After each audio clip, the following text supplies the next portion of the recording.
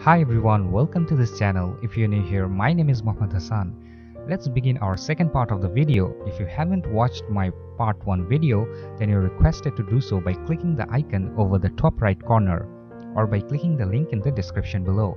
I hope you people are having a great day. So let's dive into our concepts related to plane mirror, but before that, let's roll the intro.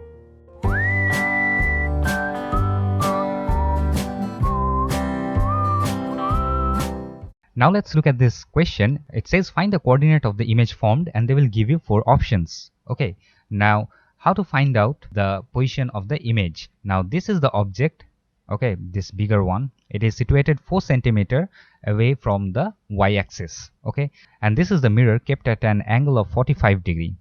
Okay, very simple. We know that if you have gone through my part 1 video, then we know that the image is always formed perpendicular to the mirror and the distance that we measure is perpendicular to the mirror, but here there is no mirror perpendicular to the object. So what we will do, so we will extend this mirror so that we get a distance perpendicular. Okay, this is not perpendicular. See, it's very difficult to draw. Okay, this is 90 degree perpendicular. Okay, now this is 4 centimeter. Now if this angle is 45 degree, then this is vertically opposite, so it will be 45 degree. Simple as that. So the image will be formed somewhere along this line, okay, perpendicular to the mirror, isn't it? Okay, now let's see what is this distance. This distance will be, see, if this is a triangle, then we know this is actually a right angle triangle because one of the angle is 90 degree. If one of the angle is 90 degree, then we can easily find out, then this will be 45 degree. So this 4 centimeter is actually the hypotenuse of the triangle. Therefore, this length, the length that I'm drawing, is actually the perpendicular and this is the base. If we take this 45 degree as the reference, okay, so this side will be 4 sine 45 degree, or we can simply say 4 by root 2. Similarly, we can say that this base will be 4 by root 2, that is 4 cos 45 degree. Now if this distance is 4 by root 2, then obviously this distance will also be same, because we know the image formed by a plane mirror is at the same distance as the object in front of the mirror. This thing we have already learned in our first part. If this object is at 4 by root 2 perpendicular to the mirror, then this distance will also be 4 by root 2. Now you need to find out the coordinate, that is this point. Now one thing you need to understand, will this point be on this y-axis or not? Yes, obviously it will be on the y-axis. How to understand this? Now in order to understand this, let's understand this concept. Consider this triangle, okay? This is the triangle. So we know that anything after a reflection will produce the same or the symmetry image. Suppose if this is the triangle and this is the mirror, then after reflection we'll get a triangle like this, isn't it? And we can say that this angle will be equal to this angle will be equal to this angle, and this angle will be equal to this angle. Okay, so we can say that if this is 45, then this has to be 45. If this is 45, then this has to be 45, and this is 90 degree. So we can see that this triangle is similar to this triangle. That's why we can say that if this is 4 centimeter, this has to be 4 centimeter.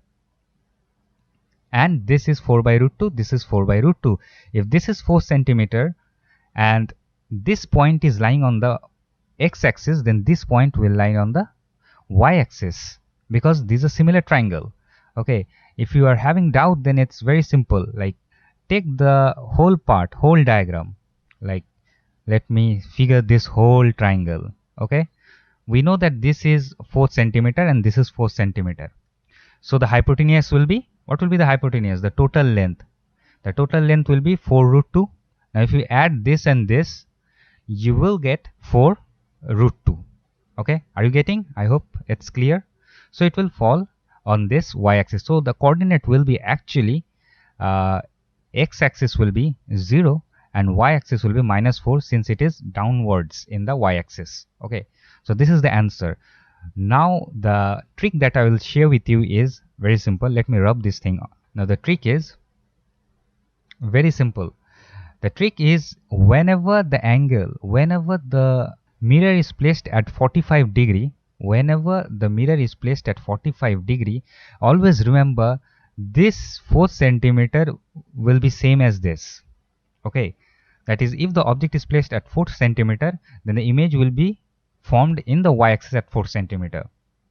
If it is at 6 centimeter, then the image here will be 6 centimeter. Just look at the 45 degree. If it is 45 degree, then it is easy. This length will be here, same. It will always be, x-axis is always 0 when it is 45 degree, and the y coordinate will be minus, this will be minus of x coordinate of the object. Simple as that. I hope the concept is clear. This is the first part. If it is 45 degree, things are quite simple. Like, I'll give you again, I'll make things easy for you. Suppose this is the mirror and it is kept at 45 degree. Okay, this is the back side of the mirror. If the object is placed at 8 centimeter, then we can directly look at this and say that the image will be formed at 0 minus 8 centimeter. Simple as that. I hope the concept is clear. Once this is clear, let's move on into a bit complex problem. If this is the x-axis and the y-axis, this is the mirror now at an angle, suppose 30 degree. This is not 45 degree. Remember, now things will become more complicated. And the object is suppose kept at a distance of 4 centimeter from the y-axis. Okay, now where will be the image formed? Now very simple. Again, what we will do, we will just extend this mirror and we will find out the 90 degree distance. Okay, that is the perpendicular distance from the mirror. So this distance. Okay, similarly, we know that the image will be formed somewhere here. Now the thing became complicated. Let's see. If we join this, we'll get the triangle. Now if this is 30 degree, then this has to be 30 degree. If this is 30 degree and this is 4 centimeter, this length, then obviously we can say this is 4 sine 30 degree. Sine 30 is half, so we can say this is equal to 2. So this length will also be equal to 2.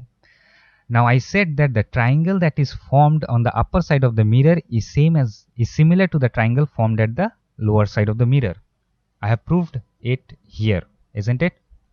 Just concentrate. If this triangle and this triangle are similar, then we can say that if this is 4 centimeter, then this will be 4 centimeter. If this is 2 centimeter, this is 2 centimeter, and this is a common line. Okay, simple. Up to this much is clear, I hope. Now let's see. Let me pick another color. Now you need to find out the coordinate. That is, you need to find out this distance, that is the x distance, and you need to find out this distance, that is the y distance. Now it will not be 0, x will not be 0 here. How to find out this? If this is 30 degree, then obviously this will be 30 degree, similar triangle. If this is 30 degree, this has to be 30 degree, isn't it? Because 30, 30, 60 plus 30 is 90. So this will be 30 degree. Once this is 30 degree, everything is simple now. Now this length is 4 centimeter. We have already proved. Okay, this is 4 centimeter because this is 4 centimeter. And this angle is 30 degree. So x-axis will be 4. If you take this 30 degree as the reference point, then in x is actually 4 sine 30 degree and y is 4 cos 30 degree. Okay, so 4 sine 30 degree, you can directly say that it is 4 into half, that is, you can say 2, and 4 cos 30 degree is 4 into cos 30 is root 3 by 2, so you can say that 2 root 3. Simple as that. You'll get the coordinate. This is the x coordinate, this is the y coordinate. I hope the concept is clear. See, first of all, your target is to find the triangle. Once the triangle is formed, then the triangle that is formed below the mirror will be similar, and then just find out. So if the mirror is at 45 degree, then this is the concept. Very simple. If the mirror is not 45 degree, other than 45 degree, you need to use this concept. Okay, I hope the concept is clear. Okay, now let's move on to our next question. So now we will look into the concept of field of view. What is field of view? It's simple. Let's understand. Suppose this is the mirror and this is the back side of the mirror. Okay, and we have kept a source of light. We can say this as source of light. Okay, now if a source of light is kept here, then we will see this source somewhere here. If this is at a distance d, then the image, this is the image, we can see the image at distance d behind the mirror. This is the property of plane mirror. Okay, the image found by a plane mirror. Now how we got this image? We know that in order to form an image, we at least require two rays. So let's see. So the first ray is this one, and the second ray is, suppose, this one. Okay, now this ray after reflection will retrace back, and this ray after reflection will move in this way. Okay, so it will seem that this ray is actually coming from behind the mirror. Okay, like this, and this ray is also coming from behind the mirror. Okay, similarly we can first track this one. We can say that a ray is coming from backside because of this ray. Okay, if this is the height of the mirror, so this is the maximum length that, or the maximum view that we can get after reflection. So this length is known as the field of view. We can say this as field of view. Simple as that. This is the simple concept. So this is actually the field of view, and I've already explained in my part 1 video how we get image in case of plane mirror. So this is simple, but they can ask question from field of view in this fashion, like if a mirror is kept here, okay, this is the back side of the mirror, and a source is kept at a distance L, and if we want to find the length of the field of view, this is the length of field of view. So what will be the length of the field of view at a distance L behind the source? That is, we can see that the source is in between the mirror and the length of field of view. If this is the case, then it's simple. Like we know that height of the mirror is h, then length of the field of view will be length of field of view will be equal to 3 of h, or 3 times of h. Okay, now this thing we have already seen in our first part of the video. You can go and check that derivation. It is similar to the case where a man, suppose this is the man, is standing in front of the mirror. Okay, the man is standing in front of the mirror and he wants to see the wall, the full wall behind him. So what will be the height of the mirror? This is the same case. It is the flip way. Like in that case we have taken h as the height of the wall and we want to see the total height in the mirror. So we got the height of the mirror was h by 3. Now we have flipped the scenario. Now we are saying the height of the mirror is h. So what will be the maximum length of the field of view? So it will be 3 times of h. Simple as that. This is only possible when this is in the midpoint. Okay, as we can see here, it is at the midpoint. The source is midpoint between the mirror and the length of field of view. Okay, now another case that we have seen in our previous video was like this is the mirror and a man is standing somewhere here at a distance, suppose b, and he wants to see the total height of the wall that is present at a distance a behind him, and we know the height of the wall is h. So what should be the height of the mirror? Okay, this was the question that we have discussed, and we said that height of the mirror, that is height of the mirror, should be h into b divided by a plus 2b, and I told you to remember this formula. Okay, this thing we have already got. So if the question is like, if we see the question like this is the mirror, okay, and we have kept the source at a distance b from the mirror. This is the back side of the mirror. Okay, just understand, very simple. You don't need to derive every time. Okay, and if you want to find the length of the field of view at a distance, suppose a behind the source, then what will be the height or the length of the field of view here? So you need to find out this length, and it's given that height of the mirror is h. Okay, just derive it from this formula. Simple. Now we know height of the mirror is h. is equal to, here the height of or the length of the field of view that we need to find out is L into or multiplied by B divided by A plus 2B. Simple as that. Now just derive L from here. L is equal to H A plus 2B divided by B. Yes, this is how you need to find out the length of field of view. I hope the concept is clear. Simple. If you haven't understood how I got this, then please go to part 1 of my video and check the example that I have or the derivation that I have derived there in case of wall problem, like when a wall is present behind the man. Okay, the minimum height of the mirror that is required to see the whole height of the wall that is behind the man. So check that derivation and it will be easy for you. Okay, this is all about the field of view and how to find the length of field of view. You don't need to derive each and every time, just remember the formulas. Okay, now let's move on to our next concept. Now we will look into the number of images formed when two plane mirrors are kept at certain angle. This is very important concept. Okay, now suppose this is a mirror, this is a mirror, and they are kept at certain angle theta.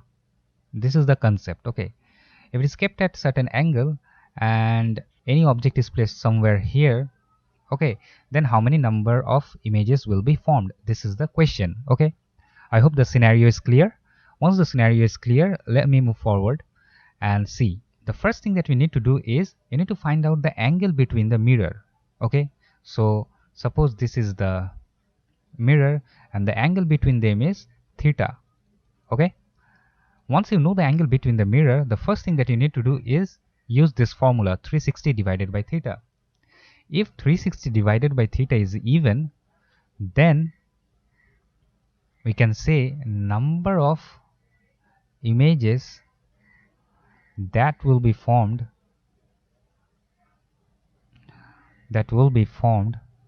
is equal to n minus 1, where this n is nothing but n is equal to 360 divided by theta.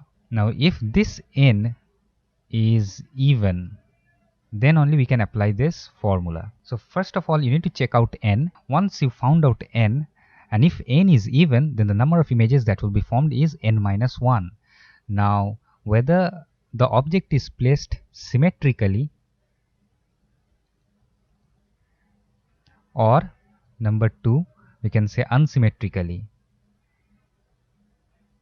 I'll explain, don't worry. Now what do I mean by symmetrical and unsymmetrical? For example, this is the mirror that you can see on the screen. If I rub this thing, if the image is placed symmetrical means suppose the object is placed somewhere here and this angle is theta 1 and this angle is also theta 1, then this kind of condition is actually known as symmetrical condition. That is, the object is placed symmetrical to the mirror. Asymmetrical means if this is the mirror and the object is placed here, that is, it is asymmetrical. This is theta 1 and this is making angle theta 2 with the second mirror. So this kind of situation is known as asymmetrical placement of the object. Okay, I hope this is clear. Any of the case, it doesn't matter, the formula will be n minus 1. Okay, in case of even. Now let's move on to our next condition, that is when angle between two mirrors is equal to theta such that 360 divided by theta is odd. This is actually n, so the value of n is actually odd. Don't worry, I'll give you example. Then what will happen? Then there are two conditions. Number 1, if it is symmetrical, then we can say the number of images, that is, we can say number of images will be equal to n minus 1 for symmetrical. For unsymmetrical, the number of images will be n only. There will be no subtraction of 1. Okay, this is clear. Now let me explain this with certain example. Now let's see, if mirror is kept at an angle 60 degree, okay, and the object is placed suppose somewhere here, doesn't matter, you'll see why. because we know that 360 divided by 60 is 6, which is actually even. So when n is even, we know that whether it is asymmetric or it is symmetric doesn't matter. It will always be n minus 1. This is the number of image. So the number of image will be 6 minus 1, that is 5. Simple as that. If the mirror is kept at an angle, suppose theta is equal to 72 degree, okay, then we can say that 360 divided by 72 is actually 5, which is odd. Now you need to check whether the object is placed symmetrical or not. If the object is placed symmetrically, that is 36 degree and 36 degree, then we can say that the number of images formed will be n minus 1, that is 5 minus 1, that is 4. But if it is not symmetrical, for example, if the object is placed somewhere here, that is, suppose this is 20 degree and this will be 52 degree, in that case we can say that the object is placed asymmetrically, then the number of images will be n, that is 5. Simple as that. This is how you need to calculate the number of images when two plane mirror are kept at a certain angle. I hope this is clear. Why we are subtracting minus 1 in some of the cases? Okay, in some of the cases we are subtracting minus 1, especially in even case, because there is overlapping. I'll give you an example to make things clear. Suppose this is a mirror and the mirror is kept at an angle 90 degree. Okay, so we can say that 360 divided by 90 will give us 4, which is actually even. Okay, then the number of images will be 4 minus 1, that is 3. Now why we are subtracting 1? Because there is overlap of one of the image. So let's see how to explain this. Suppose this is the object and this is mirror 1 and this is mirror 2. So if you forget mirror 2 as of now, just concentrate on mirror 1, then the mirror 1 will have the image of this body here, okay, at the same distance. If this is x, this will be x. If you forget mirror 1 now, then just consider mirror 2, then we will see that an image will be formed somewhat here.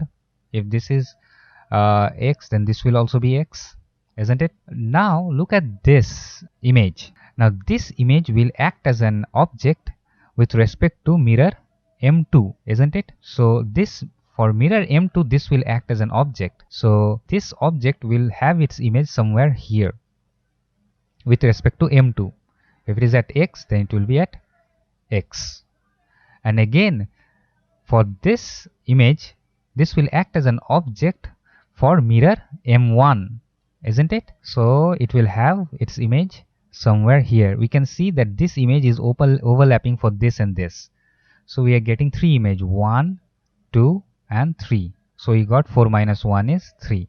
So whenever we are subtracting minus 1, that means there is overlap of images. So if in the question it is asked, will there be any kind of overlapping of the images, then you just need to check whether 360 by theta, I write it down, 360 by theta is even or not. If it is even, then obviously there will be one overlapping, okay? But if 360 by theta is odd, you need to check the situation whether it is symmetric or not. So there are two cases, that is symmetric and that is unsymmetric. If it is symmetric, then there will be overlap. I hope this is clear. And if it is unsymmetric, then there will be no overlapping. I hope the concept is clear as of now. Now let's move on to our final part of this concept, that is, if 360 by theta is neither even nor odd, we can say it is fraction, then what will happen? So I'll give you an example. For example, if 360 divided by, suppose, 75 degree, you'll get 4.8 as the answer. Now what we will do, it is neither even nor odd. In that case, remember that number of images will be equal to only the integer part, that is, the answer will be 4. We'll just omit the values after decimal, okay? So if your value for 360 divided by n is somewhat like 7.6, then the number of images formed will be 7. We'll just omit the values after decimal, okay? This is all for this concept. I hope if any question is asked that is based on this concept, that is number of images found when two plane mirrors are kept at certain angle, then you can easily solve this using these formulas. Now these can be explained using ray diagram, but I haven't explained it using ray diagram because then it will make the video very boring and it will make the video very long. So I don't want to make these sessions long and boring. I just gave the formula so that you can use it, find the answer and move on. Okay, so this is all for this concept.